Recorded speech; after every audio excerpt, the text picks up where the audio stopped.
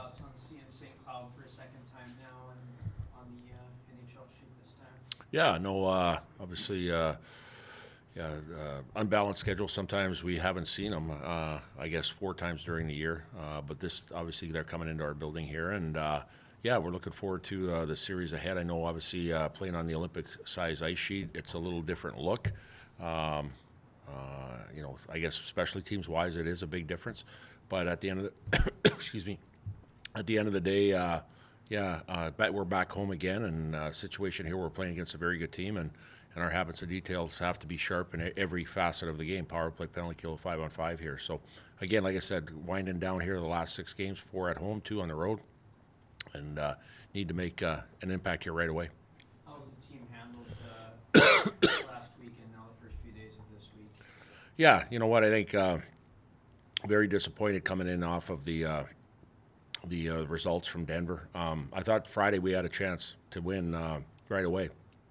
We gave up some inopportune goals, but there were a lot of good efforts. I thought we broke pucks out, played pretty sharp, but gave up some inopportune goals. Those 2 goals in a matter of less than a minute really kind of hurt us there in the second period and kind of put us on our heels. But I think I thought we played a lot sharper on Friday than we did on Saturday. And then I think there were a combination of a few things that happened through the course of the weekend. Face-offs, normally strong on both nights, were not as strong. And again, when you give a good team, the puck possession right off a face-off, then you got to defend.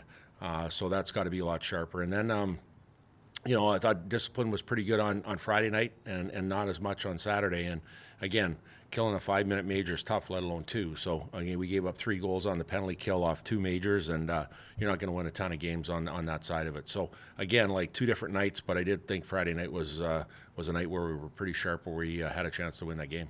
What are some things you want? I know you guys are working on face-offs. What are some things you want to see differently on the face-offs? On the face-offs, well, I think one thing is there's good face-off players in our league, right? So at the end of the day, if you got momentum and you're winning draws and feeling it, that's one thing. But losing draws clean, like when teams rip pucks back, gives them more time to set up, especially on the power play. Like we gave up 2 penalty kill goals off of direct face-off losses, and you got to get that face-off win and clear in order to have a good opportunity to kill a penalty. But even 5-on-5, like at the end of the day, you need to start with the puck. And in years past, we've had a pretty good success rate or pretty good face-off percentage win where we started with the puck. And I think it's not all incumbent upon the centerman. I think if you're having a tough time winning pucks back, then you got to lean on your wingers to dive in, and that means that centerman. You just have to tie up, or you have a situation of make that puck lay there for a 50-50 puck battle for your wingers to come in and dive in and be ready. And then again, we call it face-off readiness.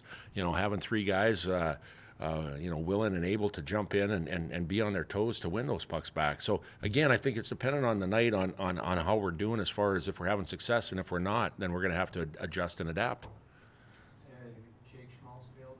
Yeah, he's playing. He went through every practice. He's on a regular line here, and he's playing all specialty teams. So, yeah, we're looking forward to him coming back, and he's usually pretty good in the dot too. So, he gives us another option for different face-off alignments.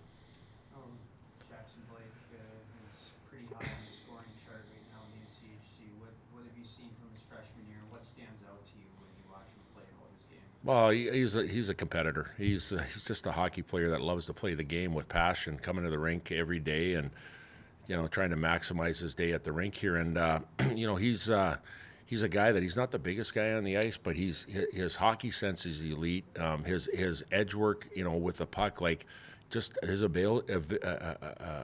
availability to be an outlet, having to have a situation where the puck is always on his tape, and when it's not on his tape, at the very last minute you think it's going to be a turnover. He has some way of possessing the puck or getting it back, and which drives possession, which is huge in offense. And at the end of the day, he's done a lot for a freshman, and I think one thing now, though, you got to keep your foot on the gas. Like, he's not a secret or a mystery anymore. Like, he's one of our better players as a freshman, and he's going to be obviously paid attention to. So again, he's going to have to, like I said, fight through some things here because whenever he's on the ice, he becomes a threat offensively. How has he worked to round out his defensive game?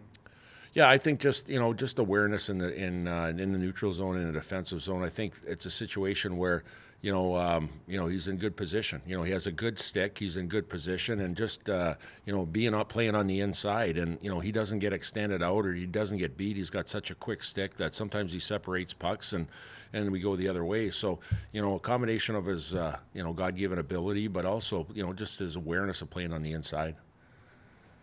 You did mention penalty kill. Just you guys still lead the conference in penalty kill, I think, and you just to keep that consistent coming into the St. Cloud series. What kind of steps are you taking? Well, first of all, in order to try to uphold that, is you got to eliminate as many opportunities for the other team to go on the power play. And anytime that you get past probably 3 or 4 kills, if they put the other team on the power play 3 or 4 times, you can manage that. But at the end of the day, once you get past probably 4 and you get up to 5, 6, 7, then you're playing with fire, as far as giving the other team opportunity. And the other thing that what it does to us, doesn't allow our bench to play, meaning that, we have a lot of guys that play power play, penalty kill 5-on-5. Those are a lot of hard, heavy minutes.